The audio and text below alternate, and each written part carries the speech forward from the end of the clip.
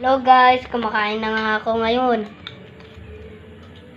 Ito ulam ko, barbecue. Kita niyo naman guys.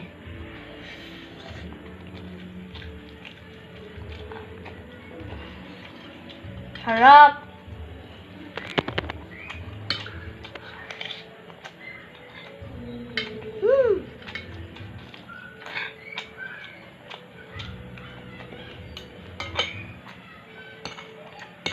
Sarap talaga guys.